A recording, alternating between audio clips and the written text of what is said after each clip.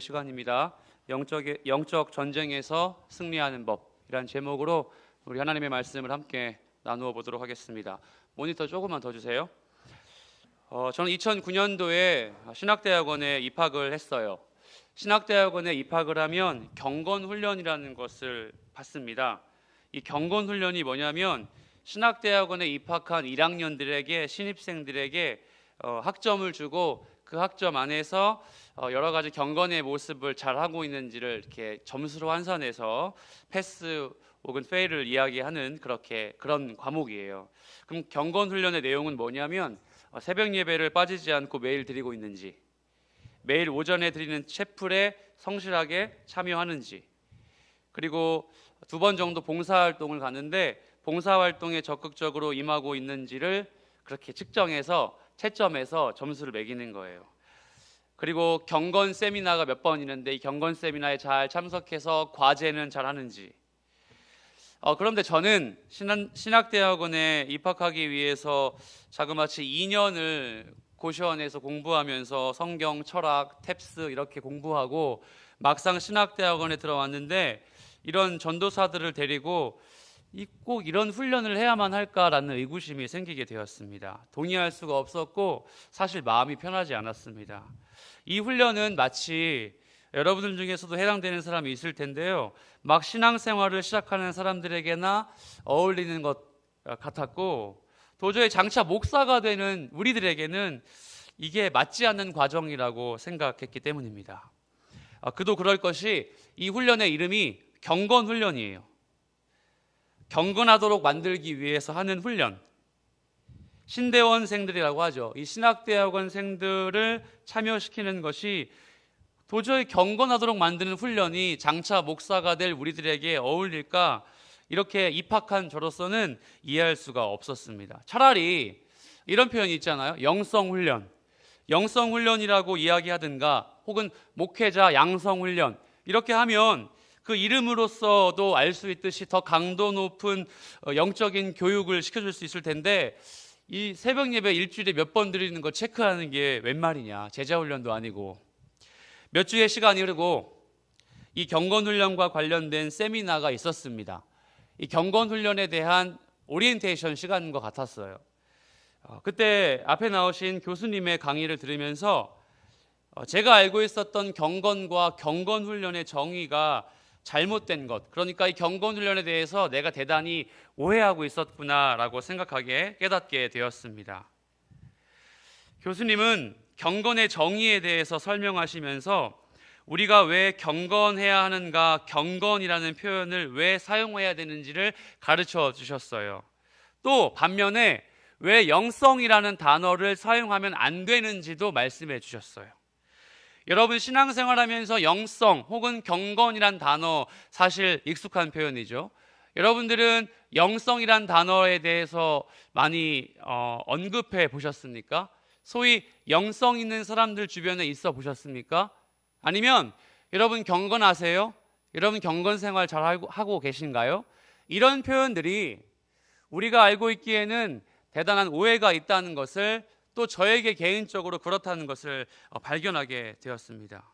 어떤 사람들은 영적인 것, 영성에 대해서 아주 잘못 생각하고 이렇게 이야기합니다.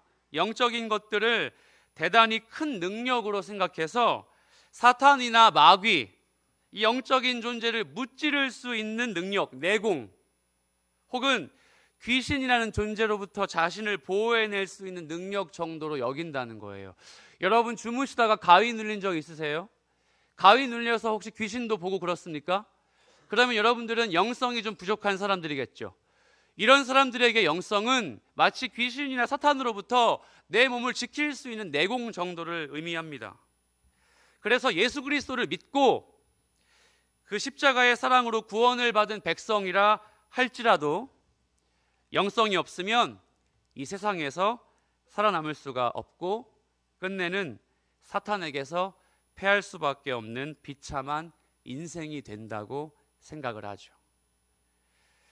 그래서 이 영적인 것, 영성은 우리의 삶에서 일어나는 일상의 문제들과는 좀 동떨어져 있는 것 같아요.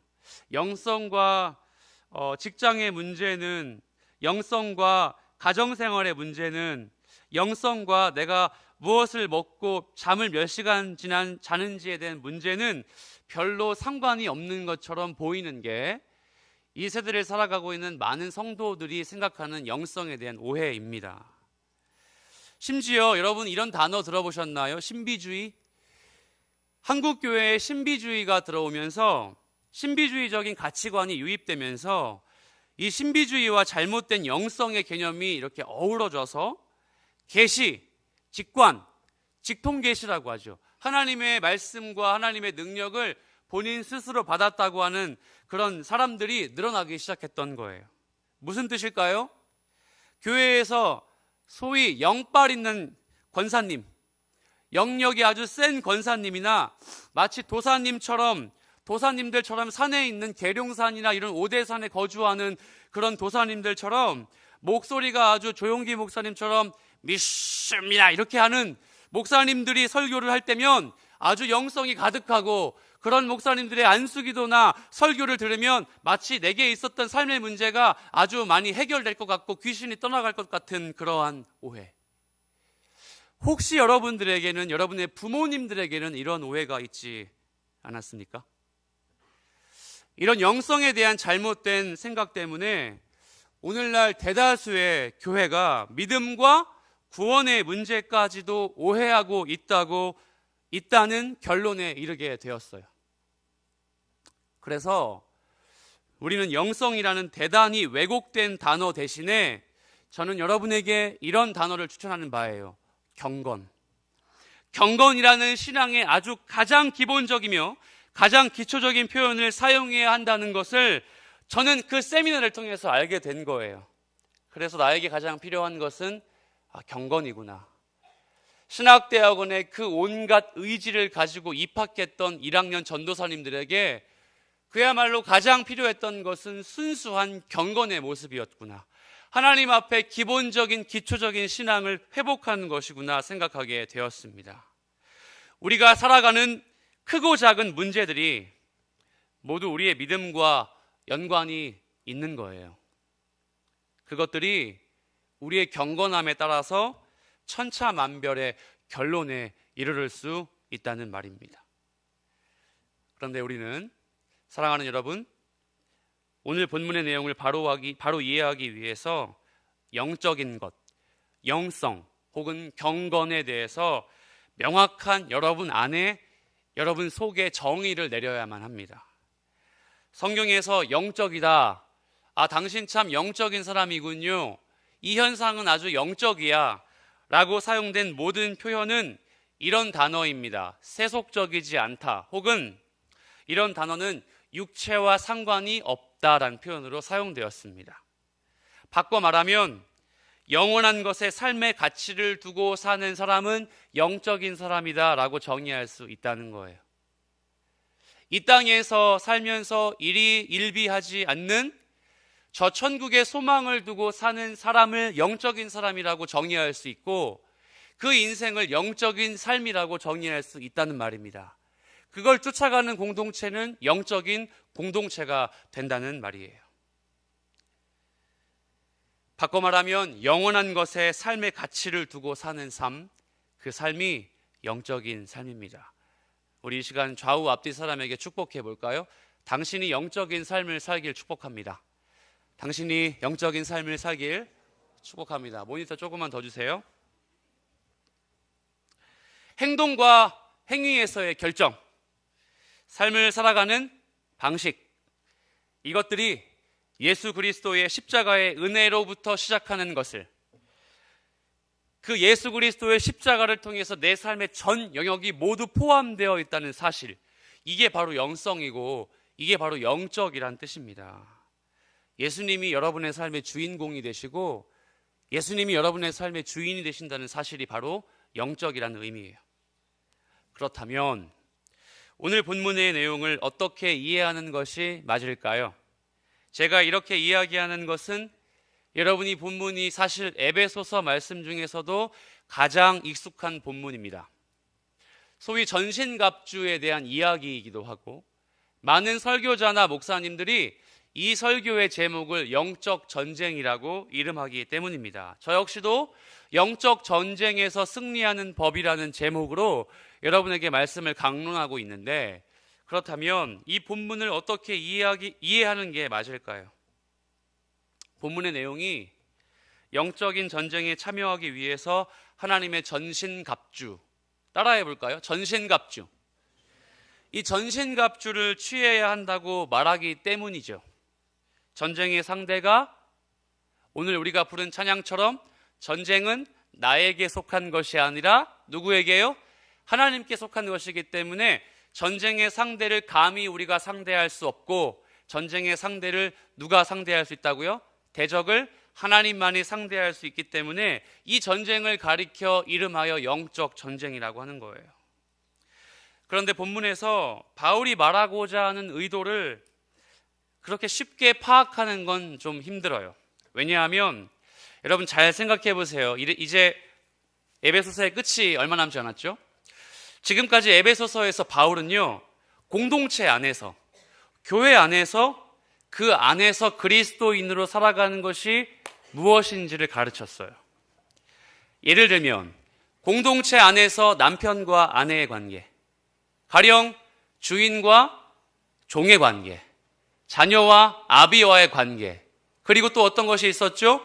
삶 속에서 언어 생활에 대한 부분, 육체의 소욕을 따르지 말라는 부분들을 다 종합해보면 사도 바울은 사실 한 가지를 이야기하고 있어요. 개개인에게 주는 메시지가 아니라 공동체 안에서, 교회 안에서 각자의 그리스도인은 어떻게 살아가야 하는가. 하지만 갑자기 이 사도 바울이 무슨 마음의 변함이 있는지 영적 전쟁을 이야기합니다. 공동체를 강조했고 관계를 이야기했던 사도 바울이 통치자들과 권세자들과 어둠의 세상 주관자들과 어떻게 싸워야 하는지 이야기하는 전쟁 본문을 이야기하고 있어요. 에베소에서 이 편지를 읽고 있었던 에베소 교인들에게 갑자기 이 내용을 마주한다면 사실 좀 의아할 것 같습니다. 왜 성숙한 삶을 살아야 하는지 그 논지를 포기하지 않았던 이 사도 바울이 성숙한 삶은 뒷전으로 밀어버리고 이제 마지막 6장이 되니까 영적 전쟁이라고 하는 그동안 이야기하지 않았던 것을 말하기 때문입니다. 하지만 사랑하는 젊은이 여러분, 우리가 이 본문에서 말하고 있는 바울의 의도를 정확하게 파악하기 위해서는 이 표현을 하나 이해하면 좋습니다. 그것은 바로 10절 말씀에 나와 있거든요. 우리 10절 말씀 읽어볼게요. 시작. 끝으로 너희가 주 안에서와 그 힘의 능력으로 강건하여지고. 아멘. 이 10절 말씀의 맨 앞에 머릿말을 보면 어떤 단어가 나와 있죠? 끝으로 라고 나와 있습니다. 이 끝으로를 헬라어로 이야기하면 투 로이프라고 합니다. 엄청나게 있어 보이죠? 중간에 헬라어 보이죠?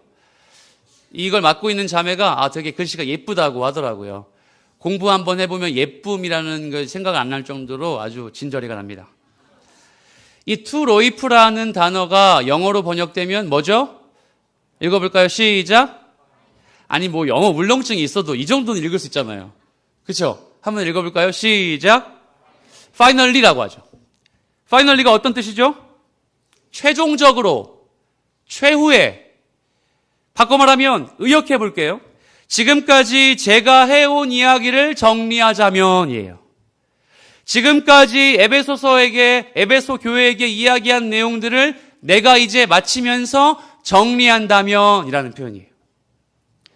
바울이 지금까지 이야기한 교회 공동체 안에서의 그리스도인의 삶, 이런 거 이야기했는데, 그러면 이 투 로이프란 단어를 통해서 우리가 뭘 추측할 수 있죠? 바울은 지금 딴 얘기를 하는 것이 아니다. 지금까지 해왔던 이야기를 고스란히 이어가고 있다. 바꿔 말하면 교회 공동체의 삶과 복음에 합당한 자의 삶. 복음 알면 그 복음에 합당한 자의 삶을 살고 있는지를 이어가고 있다는 말입니다. 지금까지 이야기한 것을 이 한 분단에 함축해서 넣겠다라는 표현이에요. 그렇다면 바울이 영적 전쟁에 대해서 말하는 것과 지금까지 설명한 그리스도인의 삶, 공동체의 연합, 이 권면이 무슨 연관이 있을까요?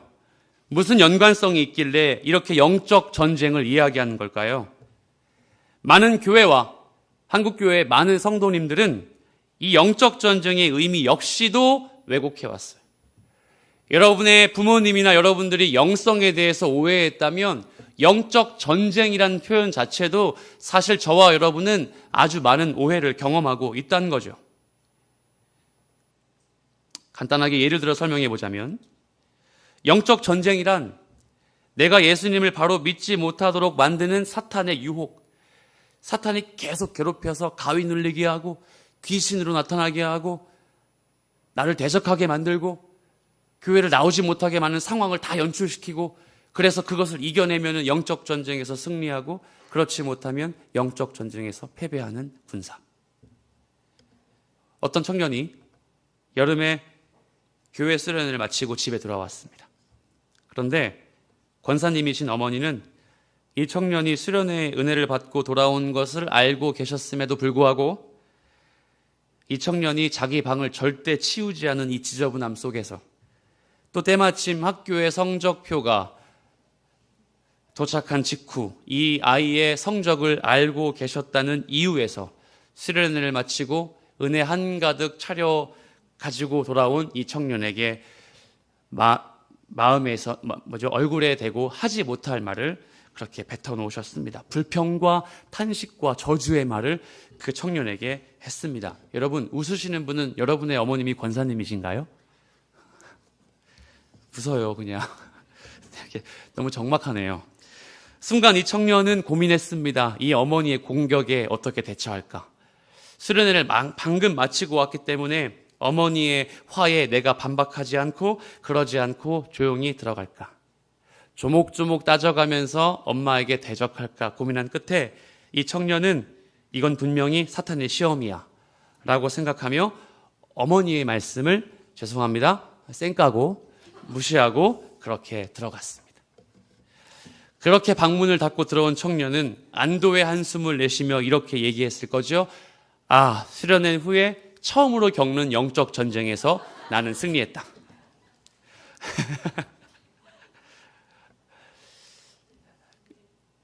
사람들은 이 이야기를 들으면 고개를 끄덕이며 같이 경험했다는 듯이 그래 영적 전쟁에서 승리했어라고 동의할지도 모르겠습니다. 그리고 만약에 이 청년이 어머니께 맞서서 폭언을 뱉고 어머니에게 대적했다면 그 청년은 이대로 수련회에 복귀하자마자 영적 전쟁에서 패배했다고 말할지도 모르겠습니다.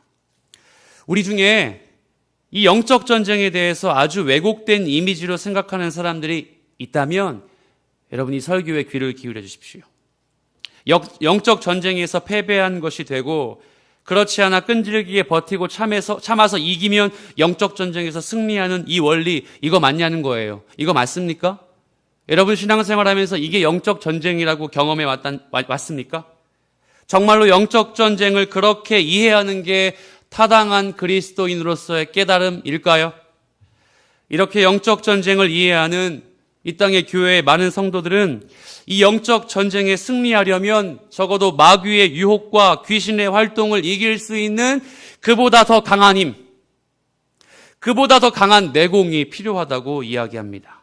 그리고 그 능력을 얻기 위해서는 여러분 어떻게 사람들은 해오죠? 영빨 있는 권사님의 기도를 받죠. 능력의 종이신 허스키한 목사님의 기도와 안수 기도를 받고 그 기도를 받으면 그 영빨이 나에게로 전가되어서 그 영적 전쟁에 승리할 수 있다고 정말로 말도 안 되는 신앙의 패턴으로 살아왔던 거죠. 그렇게 기도를 받고 여러분이 개인적으로 성령의 체험을 말도 안 되게 기적적인 경험을 해야지만 공중의 권세 잡은 자들의 유혹 정도는 이길 수 있다고, 물리칠 수 있다고, 그런 자들에게서 이 땅의 성도들의 안정과 평안을 얻을 수 있다고 그렇게 생각한 거죠. 그래서 예수님이 이 땅에 오신 이유를 여러분이 그렇게 이야기하는 거예요.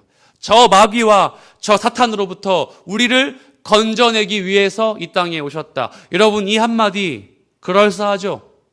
이게 바로 다락방 선교의 교리예요. 우리가 알고 있는 이단의 교리란 말입니다. 예수님이 우리를 위해 오신 이유는 사탄과 마귀로부터 우리에게 안녕과 평안을 주시기 위해서 온 것이 아니에요. 예수님이 우리에게 오신 이유는 죄로부터 우리를 구원하시기 위해 온 거예요. 그 죄에 대한 정체성과 그 죄에 대한 올바른 인식이 없이는 여러분, 영적 전쟁, 영성, 경건, 이거 아무 의미도 우리에게 없다는 사실을 기억해야 합니다. 물론 사탄이라는 이 공중의 권세를 잡은 자들이 존재하고 그들이 우리의 삶에 그리스도의 복음을 거스르게 하고 유혹한다는 것에 대해서 제가 부인하지 않습니다. 여러분들 중에서는 귀신 본 사람도 있을 거예요. 저도 귀신을 받고 사탄이 내 삶을 주장한다는 것도 저는 인정합니다. 사탄은 분명 존재하는 실체입니다. 그런데 죄송합니다. 그런데 우리가 자칫 이 죄라는 측면 앞에서 여러분이 살고 있는 그리스도인의 인생 앞에서 사탄이 마귀가 저 영적 존재가 나를 유혹해서 죄를 짓는다는 이 이야기를 이 관점을 너무나 부각시키게 되면 우리가 우리의 잘못으로 우리의 욕망으로 우리의 욕심으로 죄를 범할 수 있다는 것을 부인하게 되어버려요. 여러분 동의하십니까? 여러분은 죄성이 있고 충분히 죄 지을 수 있는 욕심과 탐욕으로 가득 찬 존재인데 사탄과 마귀의 활동, 그 유혹 때문에 우리가 죄를 짓는다고 부각시켜버리면 여러분 자신이 갖고 있는 댐데미 속에 발생하고 있는 죄성과 부족함과 욕심과 탐욕과 음흉함은 나를 죄짓게 만든다고 인정을 안 해버린다는 말입니다. 12절 말씀을 보면 본문에서 이렇게 이야기합니다. 우리 12절 말씀 자매들이 한번 읽어주시겠어요? 시작.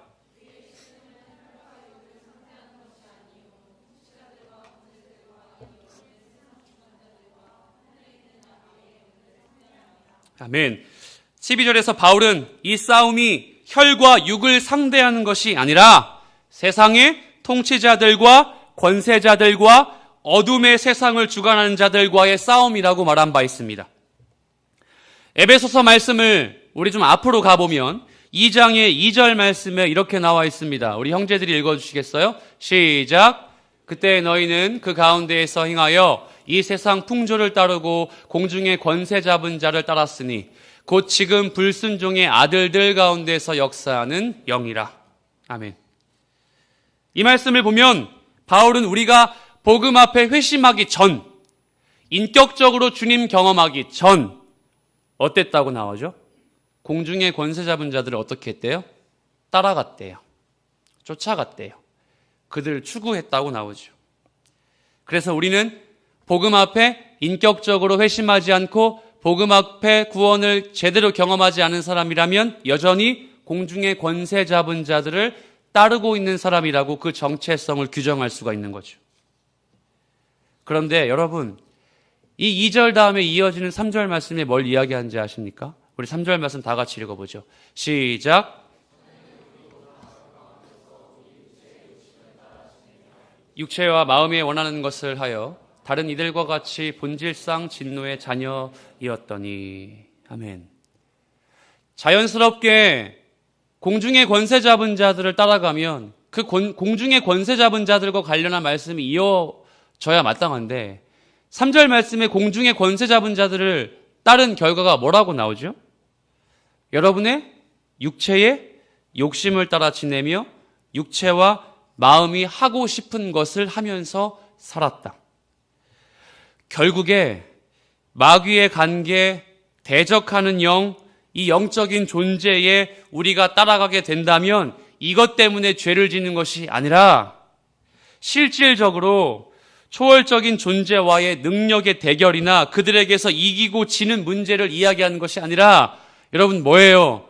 여러분 안에 있는 욕심과 탐욕, 정욕, 음흉함, 죄성을 건드리고 있는 사도 바울의 일침인 거예요. 이제 이해가 되시죠? 영적 전쟁은 그 어떤 전쟁을 표현하기 위해 사도 바울이 느닷없이 들고 나온 이야기가 아니라 그동안의 공동체에서 비일비재하게 일어났던 일, 여러분의 삶의 대소사와 같이 충분히 일어나고 있는 죄성, 하나님 앞에 무너져 있는 경건의 모습, 그것에 있어서 여러분이 살아날 수 있다면, 여러분이 생존할 수 있다면, 여러분이 근근하게 버틸 수 있다면 무엇이 필요하다? 전신갑주. 그게 바로 영적 전쟁의 원리라고 이야기하는 겁니다. 바울이 촉구합니다.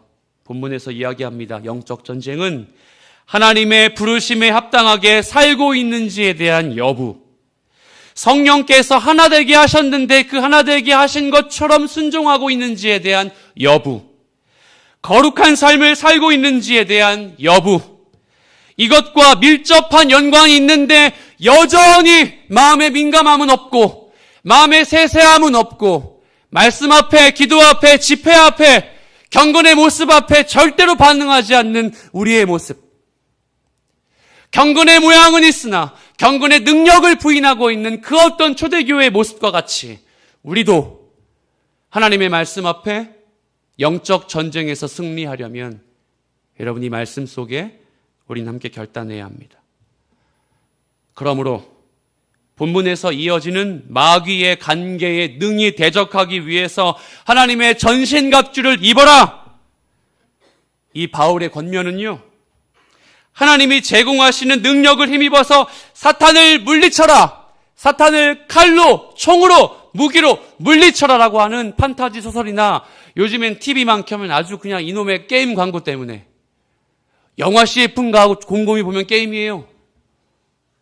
아니 게임에서는 어떻게 돈이 이렇게 많은지 온갖 아이돌들은 다 출연시키고 마치 이런 게임 회사의 광고처럼 아주 좋은 아이템을 얻어서 사탄을 물리치는 이야기를 하고 있는 게 아니란 말입니다.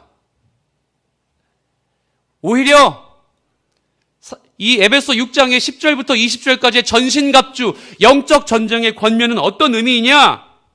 예수님을 믿고 구원을 받은 성도이지만 그 구원에 합당하게 살지 않고 있다면 여러분, 그 구원에 합당하게 살 수 있는 생존의 무기를 가지십시오. 따라해 보겠습니다. 생존의 무기. 최소한의 생존의 무기를 이야기하고 있는 본문이에요.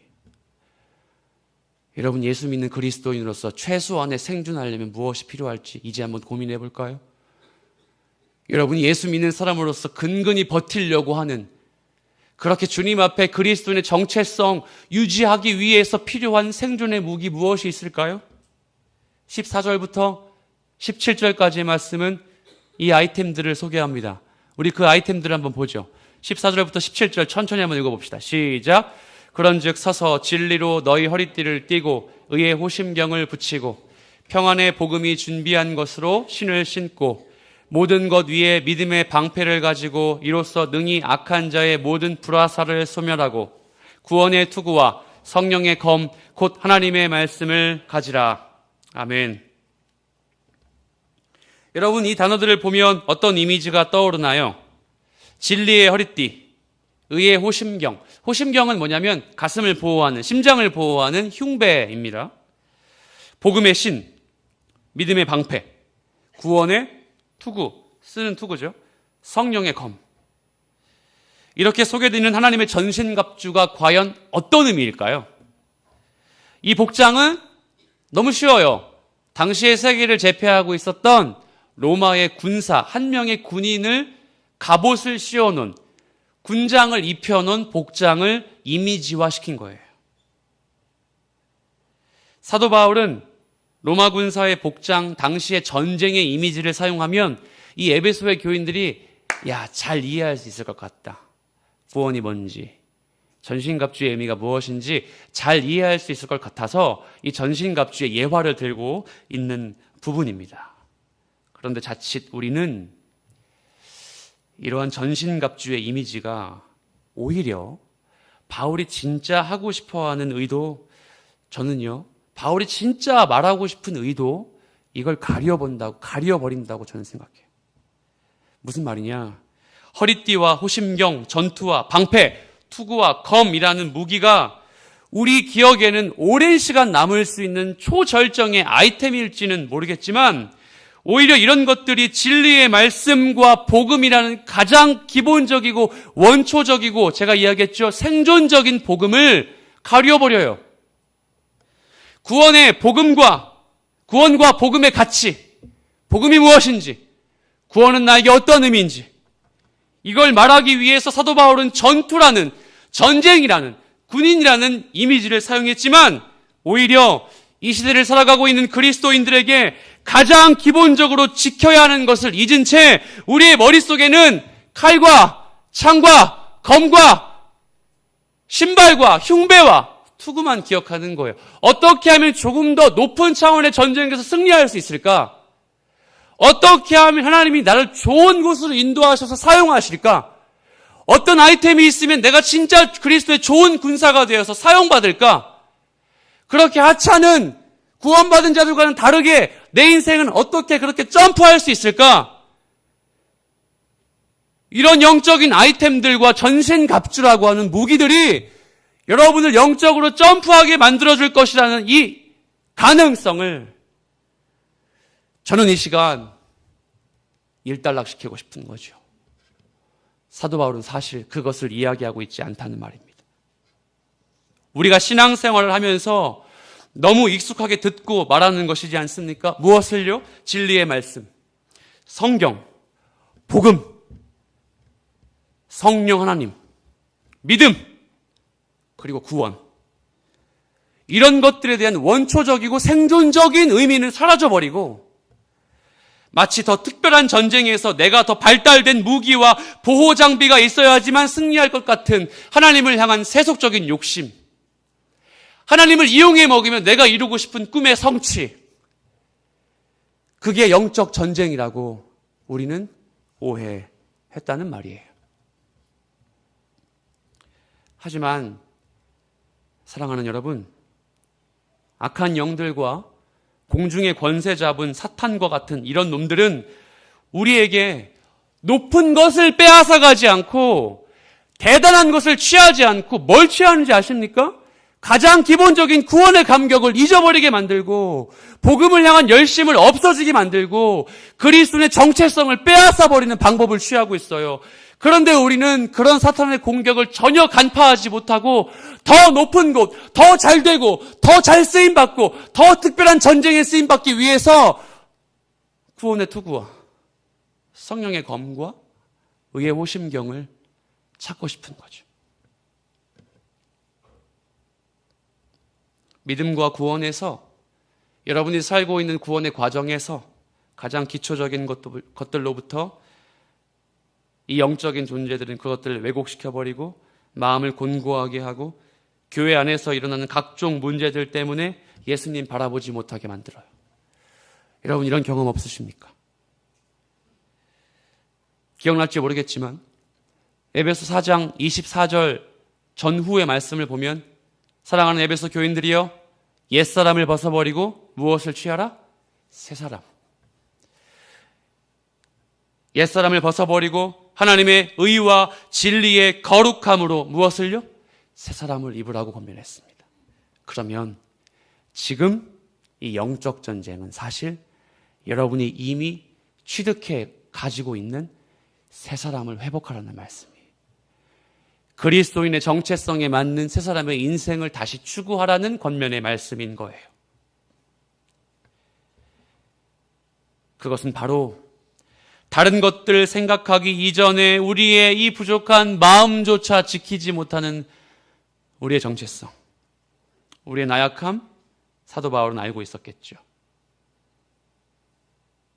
자그마한 한마디의 마음이 무너져서 예수 그리스도를 부인하기에 이르르는 우리의 믿음 없음, 오늘 본문은 그런 여러분들에게 권면하고 있다는 말입니다.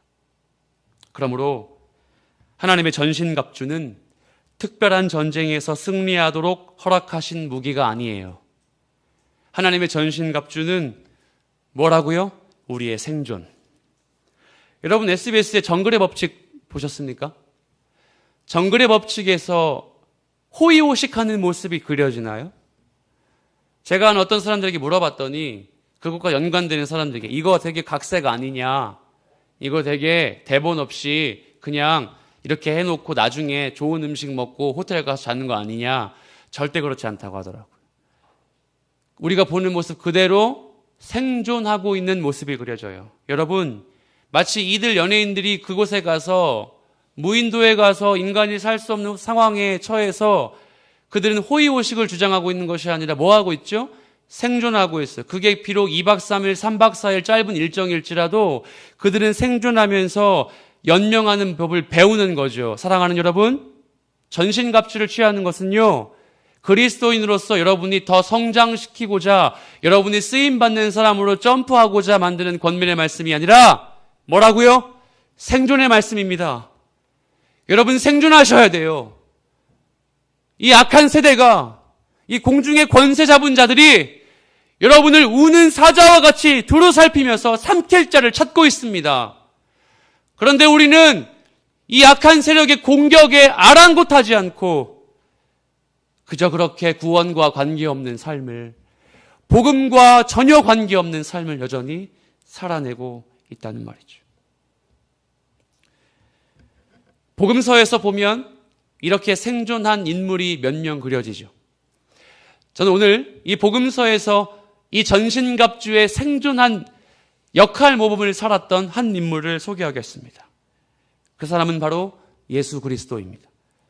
예수님의 시험을 당하신 사건을 보면 예수님이 생존하셨다는 것을 발견합니다. 예수님은 하나님의 신성을 소유한 신이셨고, 예수님은 하나님의 신성뿐만 아니라 우리의 육체와 동일한 육체를 가지신 완벽한 사람이셨습니다. 그래서 예수님이 3년의 공생애에 쓰임받기 전에 어디로 몰아가시죠? 사막으로, 광야로 가셔서 무엇을 받으시죠? 시험을 받습니다.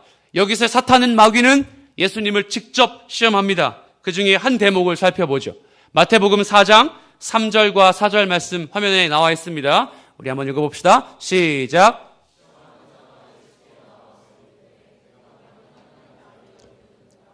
이 돌들로 떡덩이가 되게 하라. 예수께서 대답하여 이르시되 기록되었으되 사람이 떡으로만 살 것이 아니요 하나님의 입으로부터 나오는 모든 말씀으로 살 것이라 하였느니라 하시니. 아멘.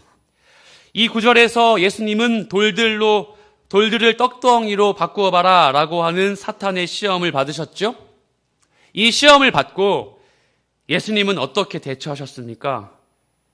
여러분, 예수님이 신이신가요? 예수님은 신이세요.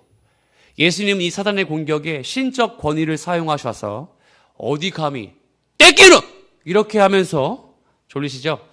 이러면서 사탄의 공격에 대비하실 수 있는 분명한 초월자임이 맞습니다. 그런데 여러분, 4절 말씀이 어떻게 나와 있죠? 예수님이 말씀하셨습니다. 사람이 떡으로만 살 것이 아니요 오직 하나님으로부터 나오는 모든 말씀으로 살아야 한다라고 말이죠. 그는 완벽한 사람이셨지만 그가 생존할 수 있는 유일한 비결을 무엇으로 삼으셨냐? 따라해 볼까요? 하나님의 말씀. 하나님의 말씀. 예수님은 신명기 말씀을 그대로 인용하시면서 하나님의 말씀으로 사탄의 권세와 사탄의 유혹을 이겨내셨어요. 비단 이 유혹뿐만 아니라 사탄의 세 가지의 유혹을 다 신명기의 말씀으로 배격하시고 다 이겨내시면서 그의 정체성이 어디에 있는지, 그가 생존할 수 있는 유일한 비결이 어디에 있는지 그가 몸소 우리들에게 보여주셨습니다. 오늘 우리가 함께 배우는 이 영적 전쟁의 원리도 예수님의 시험을 받으심을 동일하게 설명하자면 우리의 상황도 이와 마찬가지인 거죠. 사람이신 예수님께서 그 마음을 지키며 사탄의 유혹을 이겨내신 전신갑주는 무엇이었어요? 하나님의 말씀이었습니다. 구원의 원리였습니다. 가장 기본적인 신앙의 본질이었어요. 사람이 가장 기본적인 만족을 채울 수 있게 만드는 이 시험, 이걸 가리켜서 후대에는 육신의 정욕, 안목의 정욕, 이생의 자랑, 내 마음의 욕심, 눈에 보이는 욕심, 세상에서 잘 되고 싶은 이생의 자랑. 여기에서 예수님은 다른 것 없어요. 주님의 말씀으로, 구약에 기록된 언약의 말씀으로 그 영적 전쟁에서 전신갑주를 입으시고 승리하셨습니다. 사도 바울은 이 점을 에베소 성도들에게 동일하게 요청합니다. 바울이 강조하는 하나님의 전신갑주는 하나하나 다 되짚어보면 구약성경 이사야에서 발췌한 말씀이에요. 구약성경 이사야에서 가지고 온 말씀이에요. 여호와께서 구약의 그분의 백성들을 구원하시기 위해서 사용하신 방법을 후대의 신약시대에 바울이 에베소 교인들에게 권면할 때에 전신갑주를 그것으로 인용한 거예요. 하나님의 말씀으로 시험을 이기신 예수님의 방법과 같이 사도 바울은 사랑하는 에베소 교인들이요, 예수님의 방법과 같이 생존의 도구를 취하십시오. 하나님의 말씀. 하나님의 말씀. 우리가 사탄의 유혹과 시험을 이길 수 있는 방법은요, 왕도가 없어요. 하나님의 말씀뿐입니다. 여러분의 욕심과 육신의 정욕을 이길 수 있는 방법은요, 없어요. 하나님의 말씀뿐이죠. 우리에게 허락된 하나님의 말씀을 신뢰하지 않는 자에겐 매주마다 선포되는 설교와 여러분 각자의 큐티와 통독하는 여러분들에게 하나님의 말씀이, 제가 항상 쓰는 표현이 있죠. 여러분의 마음의 신비에, 마음의 비석에 기록되지 아니하면요, 영적 전쟁에서 승리할 수가 없다고 오늘 말하는 거예요. 사탄은 우리의 상대가 안 돼요. 우리가 어찌 감히 그런 존재를 이길 수 있습니까? 오직 예수님만이 우리의 대변자와 대리자가 되셔서 말씀으로 우리와 함께 하시기 때문에 이길 수가 있는 거예요. 여러분 이 사실을 믿으십니까? 이런 유혹과 이런 괴계와 이런 욕심과 탐욕 속에 여러분 말씀으로 여러분의 삶을 이길 수 있다고 확신하십니까? 아멘 좀 하십시오. 하나님이 들으십니다. 그러므로 말씀을 정리한다면 하나님의 전신갑주를 취한다는 말은 예수님의 영적 전쟁에서의 방법을 배운다는 뜻이고, 나아가서 그 방법을 지키는 것으로 여전히 내가 주님 안에 거할 수 있다는 확신이에요. 오로지 말씀만으로 내가 주님 안에 거할 수 있습니다. 이 세상 살아갈 수 있는 힘은 하나님의 말씀뿐입니다. 가장 기본적인 하나님의 전신갑주만으로 사도 바울은 확신합니다. 여러분, 이 전쟁에서 이길 수 있습니다. 그래서 그는 이렇게 얘기해요. 진리로 너희의 허리띠를 띠고 의의 호심병을 붙이고 평안의 복음에 준비한 것으로 신을 신고 모든 것 위에 믿음의 방패를 가지고 불화살을 소멸할 수 있는 그런 도구를 취하고 구원의 투구와 성령의 검을 가진 것도 중요하지만, 사랑하는 여러분, 우리 12절 말씀을 볼까요? 12절 13절 말씀을 함께 읽어보겠습니다. 12절 13절 시작. 통치자들과 권세들과 이 어두움의 세상 주관자들과 하늘에 있는 악의 영들을 상대함이라. 그러므로 하나님의 전신갑주를 취하라. 이는 악한 날에 너희가 능히 대적하고 모든 일을 행한 후에 서기 위함이라. 여러분 보이십니까? 사도 바울이 이야기하는 건 무기 취해서 싸워라. 이 무기를 가지고 이겨내라. 하나님의 말씀을 가지고 전진하라고 이야기하지 않고 13절 마지막에 뭐라고 얘기하죠? 서라. 이 서라라는 단어가 스테테이라고 합니다. 서 있어라. 그 자리에 머물러 있어라. 말씀이 너희에게 갈 것이다. 하나님의 말씀이 여러분의 심령 속에 임할 겁니다. 그러므로 여러분 그 자리에 서 계십시오. 은혜의 영역 가운데 서 있어야 돼요. 말씀이 계시는 곳에, 말씀이 임재하시는 곳에 서 있으십시오. 단단히 두 다리 붙잡고 요동하지 않게, 좌로나 우로나 치우치지 않게 여러분의 정체성을 두 다리 바짝 힘주고 그 자리에 서 있으란 말입니다. 그래도 뭐 한다고요? 이긴대요. 세상은 사람을 거스르고 뛰어넘어서 승리를 요구하지만 성경의 이김은 그 자리에 서 있는 거예요. 예수님이 말씀하시는 승리는 그 자리에 버티는 거예요. 그러므로 사랑하는 여러분, 오늘도 축복합니다. 여러분이 계신 은혜의 자리, 여러분이 머물러야 하는 말씀의 자리에 서 계십시오. 무엇을 하려고 아둥바둥하지 않아도 좋습니다. 어떤 특별한 은혜를 구하지 않고, 하나님 제가 그냥 제 몸뚱아리 하나 하나님의 은혜 가운데 말씀해 주신 감격 가운데 앞으로 나가지 않고 이 자리에 그냥 서 있기만 할게요. 그런 여러분에게 하나님이 은혜를 주실 줄로 믿습니다. 그런 여러분에게 하나님이 전신갑주와 같은 특별한 은혜, 생존의 은혜를 말씀으로 함께 하시는 은혜를 충분히 베풀어 주실 줄로 믿습니다. 이 은혜가 있는 저와 여러분 되길 살아계신 예수 그리스도의 이름으로 축복합니다. 아멘. 자리에서 다 같이 일어나겠습니다.